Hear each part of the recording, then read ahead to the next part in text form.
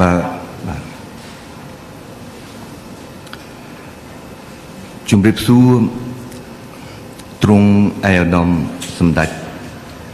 លោកជំទាវលោកស្រីអ្នកនាងកញ្ញាដែលកំពុងតាមដានសន្និសីទសារព័ត៌មានពីគេហដ្ឋាន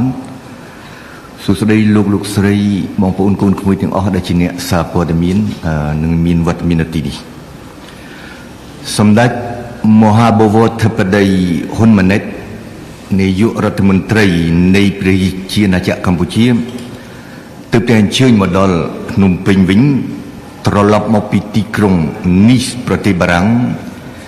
ជាទីដែលសម្ដេចចូលរួមសន្និសីទអង្គការសហប្រជាជាតិស្ដីពីមហាសមុទ្រហៅកាត់ថា UNOC 3បានន័យថាសន្និសីទលើកទី3ពីថ្ងៃទី9ដល់11មិថុនាកន្លងទៅនេះគឺជាសន្និសីទអង្គការសហប្រជាជាតិដែលមានបារាំងនិងកូស្តារីកាធ្វើជាសហប្រធានសន្និសីទបែបនេះលើកទី1ហៅកាត់ថា UNOC 1ប្រព្រឹត្តនៅឆ្នាំ2017នៅទីក្រុងញូវយ៉កសហរដ្ឋអាមេរិកលើកទី2ហៅកាត់ថា UNOC 2ប្រព្រឹត្តទៅនៅទីក្រុងលីស្បូនប្រទេសប៉ូទុយហ្គាល់នៅឆ្នាំ2022កាលពី3ឆ្នាំមុននេះចូលរួមក្នុងសន្និសីទអន្តរជាតិ UNOC 3នៅប្រទេសបារាំងលើកនេះមានថ្នាក់ដឹកនាំមកពីជាង150ប្រទេសក្នុងនោះជិត60រូបជាប្រមុខរដ្ឋឬប្រមុខរដ្ឋាភិបាលគោលដៅនៃសន្និសីទអង្គការសហប្រជាជាតិស្ដីពីមហាសមុទ្រនេះគឺស្រោចស្រង់សមុទ្រដែលបាននឹងកំពុងបន្តទទួលរងការគំរាមកំហែងយ៉ាងធ្ងន់ធ្ងរពីសំណាក់បម្រែបម្រួលអាកាសធាតុគ្រោះថ្នាក់ធំធេងឡើងជាលំដាប់សម្រាប់សមុទ្រស្ដែងចេញជាអាចតាមការកើនឡើងនៃនីវ៉ូទឹកសមុទ្រសំណឹករិចរិលកាន់តែធ្ងន់ធ្ងរឡើងជាលំដាប់នៃឆ្នេរសមុទ្រការបំពុលបែបរីករាលដាលដោយផ្លាស្ទិកមហន្តរាយកាន់តែធំនៃជីវៈចម្រុះក្នុងសមុទ្រដែលហេតុតែការប្រើប្រាស់ធនធានសមុទ្រជ្រុលហួសកម្រិតយ៉ាងណាក៏ដោយលើកនេះនៅនីសប្រទេសបារាំងសន្និសីទប្រព្រឹត្តទៅក្រោមប្រធានបទពន្លឿនសកម្មភាពនិងប្រមូលផ្ដុំតួអង្គនានាដើម្បីអភិរក្សនិងដើម្បីប្រើប្រាស់ប្រកបដោយចីរភាពធនធានសមុទ្រនៅទីក្រុងនីសប្រទេសបារាំងសម្ដេចបវរធិបតីនាយករដ្ឋមន្ត្រីកម្ពុជាបន្លឺសំឡេងរបស់កម្ពុជាដើម្បីទាញសញ្ញាអាសន្នប្រមុខរាជរដ្ឋាភិបាលកម្ពុជាលើកជាសំណួរថាតើពិភពលោកបច្ចុប្បន្ននៅបន្តប្រងើយកន្តើយមិនយកចិត្តទុកដាក់ចំពោះមហាសមុទ្រឬក៏ត្រូវផ្ដើមគៀកស្មាររួបរวมគ្នាការពារមហន្តរាយសមុទ្រការពារមហាសមុទ្រសម្ដេចបវរធិបតីគូបញ្ជាក់ប្រាប់ថ្នាក់ដឹកនាំពិភពលោកថាជាច្រើនឆ្នាំកន្លងមកហើយដែលកម្ពុជាយើងសម្រេចចិត្តរួចស្រេចក្នុងការការពារសមុទ្ររបស់ខ្លួនជាក់ស្ដែងក្នុងន័យនេះកម្ពុជាទុកបំរុងថវិកាមួយកញ្ចប់សម្រាប់អំឡុងឆ្នាំ2017-2030ដើម្បីអភិរក្សដែនសមុទ្ររបស់ខ្លួនគ្រប់គ្រងគំនិតផ្ដួចផ្ដើមប្រឆាំងនឹងការនេសាទខុសច្បាប់និងគ្រប់គ្រងជលផលប្រកបដោយចីរភាពដូចគ្នាកម្ពុជាបង្កើតតំបន់ការពារដែនសមុទ្រឧទាហរណ៍នៅម្ដុំកោះរុងនិងដើរតួនាទីយ៉ាងសំខាន់ក្នុងគំនិតផ្ដួចផ្ដើម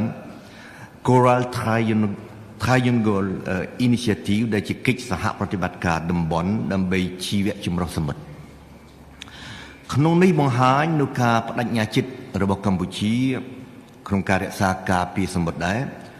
សម្ដេចបវរធិបតីក៏លើកឡើងដែរពីយុទ្ធសាស្ត្រចក្រាវិស័យបរិស្ថានរបស់កម្ពុជា2023-2028ដែលមានមូលដ្ឋាននៅលើសសរស្តម្ភចំនួន3នោះគឺភាពស្អាតភាពបៃតងនិងចីរភាពសម្ដេចបវរធិបតីបន្ថែមថាសមុទ្រគឺជាធម្មជាតិសំខាន់បុណ្យសមុទ្រក៏ជាឧទាហរណ៍ជាក់ស្ដែងមួយទៀតដែលកម្ពុជាតែងតែប្រារព្ធធ្វើ ដើម្បីលើកដំកើងការយល់ដឹងពីបរិស្ថានទេសចរឆ្នេរសមុទ្រវប្បធម៌និងប្រពៃណីរបស់សហគមន៍អ្នករស់នៅតាមតំបន់សមុទ្រ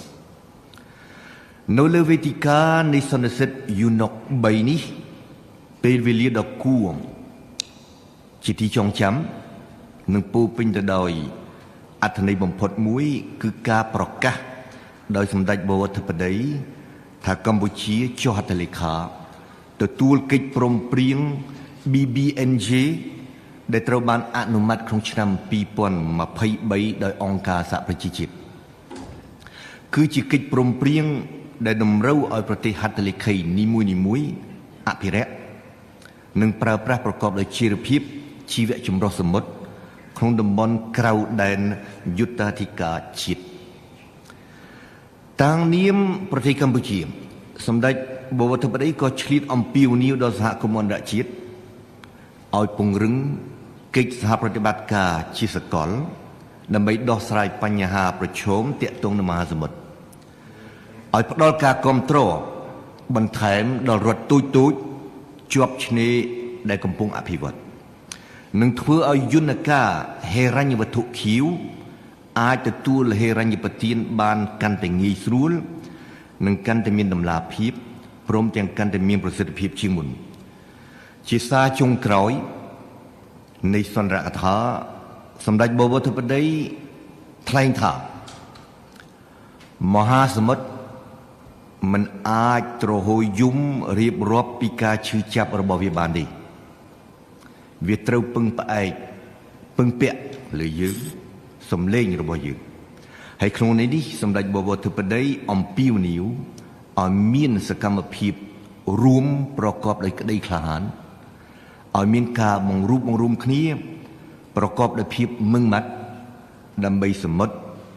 ដើម្បីប្រជាជននិងដើម្បីមនុស្សស្រកក្រោយដោយឡែកជាការពិតសន្និសីទអង្គការសហប្រជាជាតិស្តីពីមហាសមុទ្រលើកទី3នេះនៅទីក្រុងនីសប្រទេសបារាំងគឺជាព្រឹត្តិការណ៍សំខាន់សែនសំខាន់ប៉ុន្តែក៏សំខាន់ណាស់ដែរអ្វីដែលប្រព្រឹត្តទៅក្រៅក្របខ័ណ្ឌផ្លូវការនៃសន្និសីទនោះគឺមានជាពិសេសជំនួបទ្វេភាគីរវាងមេដឹកនាំនៃប្រទេសនេះនិងមេដឹកនាំនៃប្រទេសនោះក្នុងន័យនេះសម្ដេចបវរធិបតី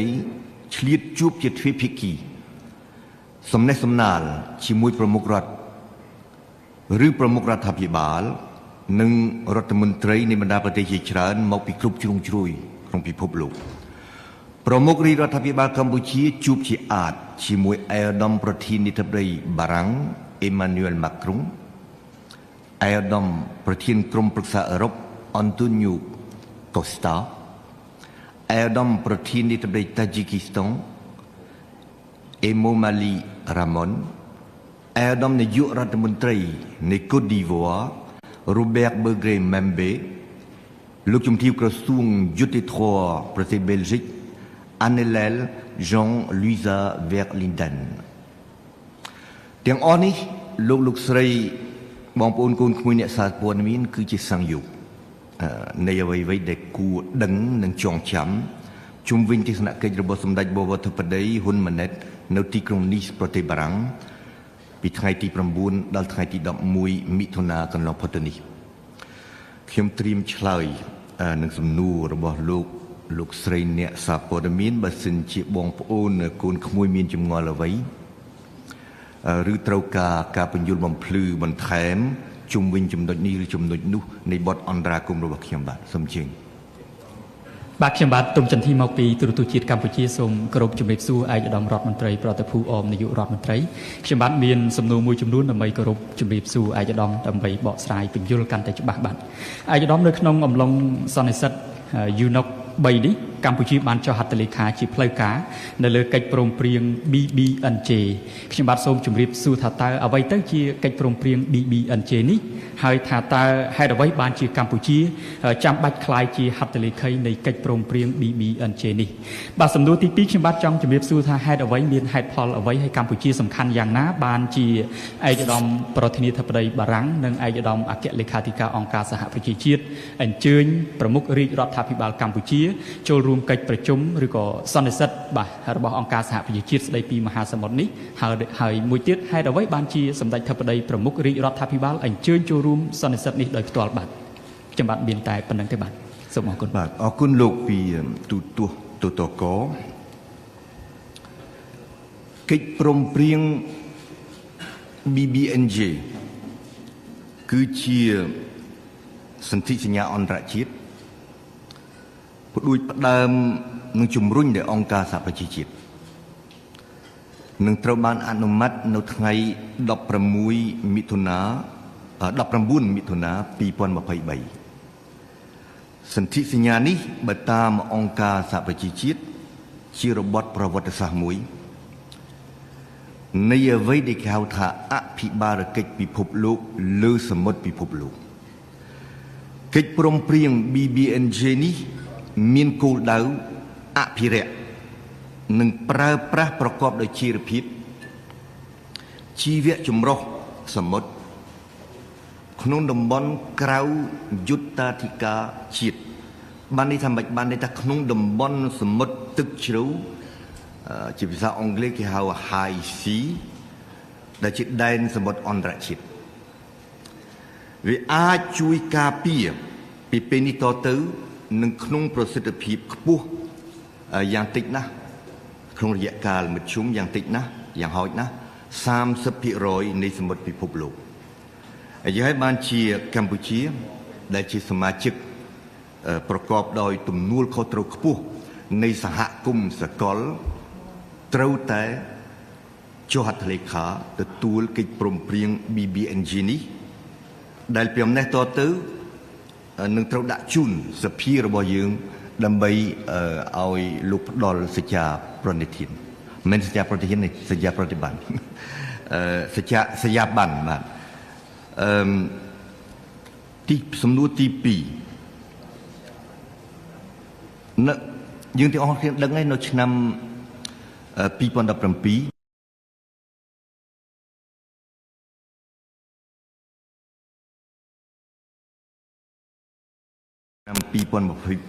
ក្នុងឱកាស UNOC 2នៅទីក្រុងលីស្ប៊ុនប្រទេសប៉ុកទីហ្គាល់កម្ពុជាកាលនោះបើខ្ញុំមិនច្រឡំទេបញ្ជូនត្រឹមឯកអគ្គរដ្ឋទូតប៉ុណ្ណោះទៅចូលរួមលើកនេះ UNOC 3សម្ដេចបវរធិបតីនាយករដ្ឋមន្ត្រីអញ្ជើញចូលរួមផ្ទាល់តែម្ដងហេតុអ្វីនោះបលហេតុអ្វីម្យ៉ាងដូចលោកបានលើកឡើងមិញអញ្ចឹងប្រធានាធិបតីបារាំងម៉ាក្រុងដែលជាសហប្រធានរៀបចំ UNOC ទី3នឹងអញ្ជើញសម្ដេចបវរធិបតីឲ្យចូលរួមម្យ៉ាងទៀតពីព្រោះ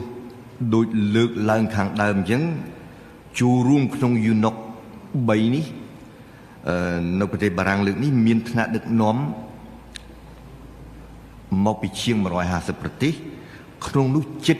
60រូបជាប្រមុខរដ្ឋឬជាប្រមុខរដ្ឋាភិបាលម្ល៉េះហើយតាមរយៈការចុះហត្ថលេខាទទួលកិច្ចព្រមព្រៀង BBNJ នេះនៅចំពោះមុខថ្នាក់ដឹកនាំកម្ពុជាមកពីគ្រប់ជ្រុងជ្រោយនៃពិភពលោកសម្ដេចបវរធិបតីចង់ឲ្យពិភពលោកមើលឃើញថានៅទីណាដែលពហុភាគីនិយមដែលអភិបាលកិច្ចពិភពលោកត្រូវបានឲ្យតម្លៃគឺត្រូវតែមានមុខប្រទេសកម្ពុជា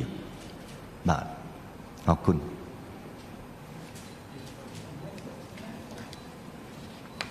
បាទសូមគោរពជម្រាបសួរអាយដាមខ្ញុំបាទវ៉ាន់សរាយមកពីខាងអង្គភាពព័ត៌មាន Fresh News ខ្ញុំចង់មានសំណួរមួយពីរជូនទៅអាយដាមថាតើការសម្រេចចុះហត្ថលេខារបស់កម្ពុជាទៅលើ BBNJ ហ្នឹងថាតើវាអាចនឹងមានការ ប្រកបផលប៉ះពាល់អីព្រោះវាជាតំបន់ដែនសមុទ្រអន្តរជាតិអញ្ចឹងវាមើលក្នុងក្របខ័ណ្ឌរឿងបរិស្ថានរឿងអីប៉ុន្តែវាអាចជារបបនយោបាយដើម្បីគ្រប់គ្រងដែនសមុទ្រអីដែរទេអាយដាមបាទហើយសំណួរទី2របស់ខ្ញុំចង់ឲ្យអាយដាមជួយបញ្ជាក់បន្តិចថាតាមរយៈសាររបស់សម្ដេចប្រមុខនៃរាជរដ្ឋាភិបាលតើនឹងបានคล้ายទៅជាធាតុចូលអីយ៉ាងម៉េចសម្រាប់សន្និសីទនេះដែរទេអាយដាមបាទខ្ញុំមានមួយសំណួរទៀតខ្ញុំចង់ជម្រាបសួរអាយដាមដែរក្រៅពីសន្និសីទនេះឃើញថាសម្ដេចបានជួបមេដឹកនាំផ្សេងច្រើនដែរហើយគ្រាដែលកម្ពុជាកំពុងមានបញ្ហាព្រំដែនមួយប្រទេសជិតខាងហ្នឹងតើសម្ដេចមានបានឆ្លៀតលើកឡើងបញ្ហាវិវាទព្រំដែនរវាងកម្ពុជាមួយប្រទេសថៃនឹងដែរទេហើយក្នុងនោះខ្ញុំឃើញក្នុងខ្លឹមសារជំនួបមួយប្រធានក្រុមប្រឹក្សាអឺរ៉ុបហ្នឹងគឺសម្ដេចបានគូរំលេចថាកម្ពុជាមិនចង់ប្រើយន្តការកម្លាំងយោធាអីជាដើមព្រោះកម្ពុជាធ្លាប់ជួបផលលំបាកពីរឿងសង្គ្រាមពីអីនេះអញ្ចឹងសូមឲ្យអាដាមជួយបញ្ជាក់បាទសូមអរគុណអរគុណដូចខ្ញុំលើកឡើងបាញ់មិញអញ្ចឹងដើម្បីឆ្លើយនឹងសំណួរទី1 UNOC 1 UNOC 2 UNOC 3គឺជាសន្និសីទដើម្បីអភិរក្សការពារមហាសមុទ្រពាក្យមហាសមុទ្រគឺជាពាក្យដែលគេប្រើប្រាស់ដើម្បីនិយាយពីសមុទ្រទូទៅនៅលើទូទាំងពិភពលោកដែលតំណាង 70% នៃភពផែនដីរបស់យើងម្ល៉េះហើយក្នុងគ្រានេះតាមដែលខ្ញុំចាប់បានគ្មានឡើយគោលដៅនយោបាយឬភូមិសាស្ត្រនយោបាយដើម្បីគ្រប់គ្រងដែនសមុទ្រ High Sea គោលដៅធំនោះគឺធ្វើយ៉ាងណាទាក់ទាញមនសិការពិភពលោកឲ្យយល់ដឹងនៅគ្រោះមហន្តរាយដ៏ធំដែលរងចាំនាអនាគតខាងមុខមនុស្សជាតិបើសិនជាមនុស្សជាតិមិនរៀបចំពីឥឡូវទៅហើយទេដើម្បីការពារដែនសមុទ្រការពារមហាសមុទ្រនៅលើពិភពលោកតាក់ទងនឹងសំណួរទី2ធាតុបញ្ចូលរបស់សម្ដេចធិបតីអនុញ្ញាតឲ្យខ្ញុំរំលឹកឡើងវិញសារសំខាន់ដែលសម្ដេចលើកឡើងនៅលើវេទិកានៃ UNOC 3ក្នុងនោះមានសារ2សំខាន់សារទី1គឺសារថ្នាក់កម្រិតជាតិក្នុងសន្និកថារបស់សម្ដេចបវរធិបតីសម្ដេចគូបញ្ជាក់ថាកម្ពុជាដែលជាប្រទេសតូចនឹងមានឆ្នេរសមុទ្រយល់ដឹងច្បាស់ណាស់ថាខ្លួននឹងងាយនឹងទទួលរងការគំរាមកំហែងពីសំណាក់សមុទ្រក្រោមការប្រែប្រួលនៃអាកាសធាតុពិភពលោកហើយការគំរាមកំហែងទាំងនោះរួមមានដូចជាការកើនឡើងនៃនីវ៉ូទឹកសមុទ្រដូចខ្ញុំលើកឡើងបាញ់មិញសំណឹករិចរិលធ្ងន់ធ្ងរនៃឆ្នេរសមុទ្រការបំពុលរីករាលដាលនៃប្លាស្ទិកមហន្តរាយកាន់តែធំនៃជីវៈចម្រុះសមុទ្រលក្ខណៈ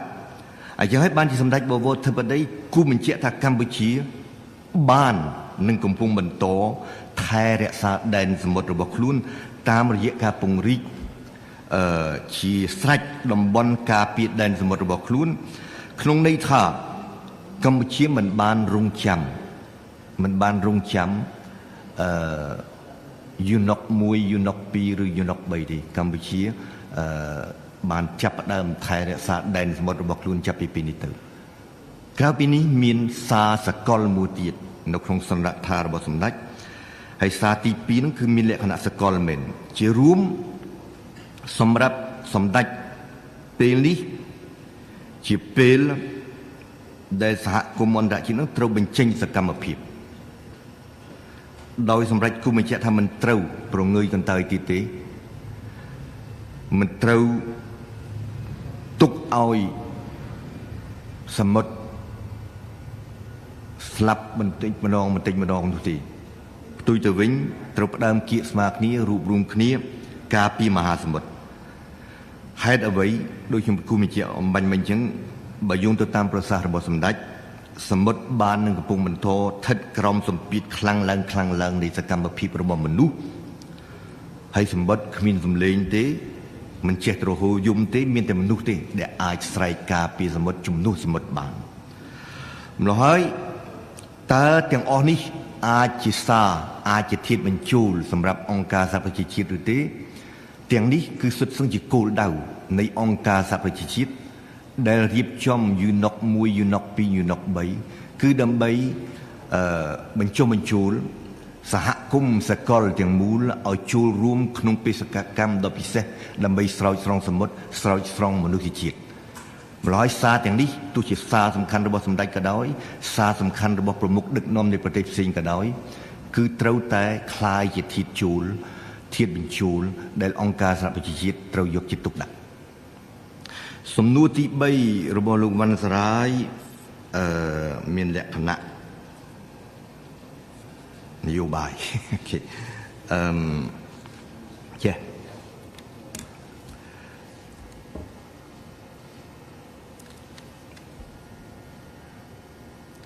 ស្ថានភាពដែលបាននឹងកំពុងបន្តប្រព្រឹត្តទៅនៅជាដែនកម្ពុជាថៃជារឿងធ្ងន់ធ្ងរជារឿងរ៉ាវធ្ងន់ធ្ងរម្ល៉េះហើយវាជាបញ្ហាដែលបណ្ដាប្រទេសមិត្តនិងបណ្ដាប្រទេសដៃគូរបស់កម្ពុជាក្នុងតំបន់និងក្នុងលោកត្រូវតែដឹងត្រូវតែយល់ដឹងជាព័ត៌មានប៉ុន្មានថ្ងៃមុនបើលោកវណ្ណរ៉ៃនៅចាំតាមរយៈទូរស័ព្ទសម្ដេចបវរធិបតីបានបញ្យល់បំភ្លឺអេដាមអាន់វ៉ាអ៊ីប្រាហ៊ីមនាយករដ្ឋមន្ត្រីនៃប្រទេសម៉ាឡេស៊ីនិងជាប្រធានផ្លាស់វេននៃអាស៊ាននៅជំហររបស់កម្ពុជានៅទីក្រុងនេះប្រទេសបារាំងសម្ដេចបវរធិបតីមានឱកាសជួបជាមួយនឹងថ្នាក់ដឹកនាំផ្សេងជាពិសេសជាមួយប្រធានាធិបតីបារាំងម៉ាក់ក្រុងកាលពីល្ងាចថ្ងៃទី10មិថុនាកន្លងទៅនេះម្ល៉េះហើយឆ្លើយនឹងសំណួររបស់លោកអំបញ្ញមិញថាតើសម្ដេចបវរធិបតីនិងប្រធានាធិបតីបារាំងឬថ្នាក់ដឹកនាំដទៃយ៉ាងហើយនោះជាមួយប្រធានាធិបតីបារាំងជាការពិតសម្ដេចបានលើកឡើងពីរឿងរ៉ាវបច្ចុប្បន្នរវាងកម្ពុជានិងថៃប៉ុន្តែខ្ញុំសូមគូបញ្ជាក់យ៉ាងទទូចប្រាប់ថាសម្ដេចបវរធិបតីលើកឡើងពីបញ្ហាកម្ពុជាថៃនៅចំពោះមុខប្រធានាធិបតីបារាំងម៉ាក់ក្រុងដើម្បីបញ្ជាក់ពីគោលជំហររបស់ប្រទេសកម្ពុជាតែប៉ុណ្ណោះគ្មានឡើយគោលដៅផ្សេងហើយគោលជំហររបស់ប្រទេសកម្ពុជាក្នុងរឿងរ៉ាវនៅជាដែនជាមួយប្រទេសថៃខ្ញុំសូមរំលឹកឡើងវិញត្រួសគឺទី1កម្ពុជានៅតែបន្តរក្សាសន្តិភាពមិត្តភាពនិងកិច្ចសហប្រតិបត្តិការជាមួយនឹងថៃទី2កម្ពុជាច្បាស់ណាស់យកបញ្ហាប្រាសាទតាមុនធំប្រាសាទតាមុនតូច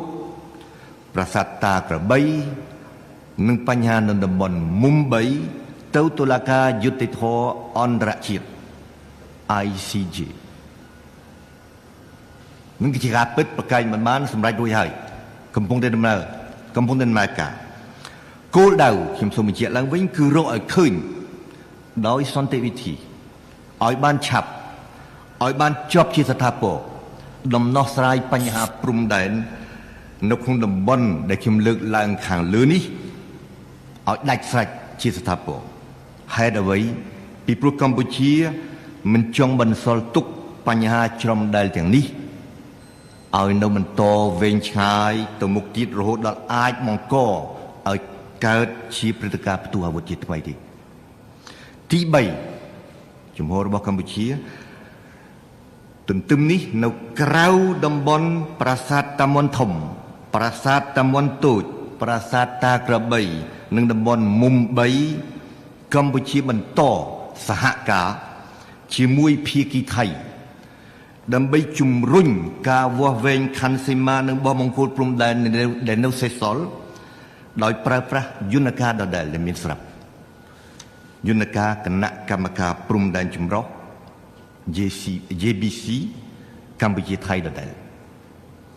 ទី4គោលជំហររបស់កម្ពុជាគឺបន្តរក្សាទំនាក់ទំនងកម្ពុជាថៃ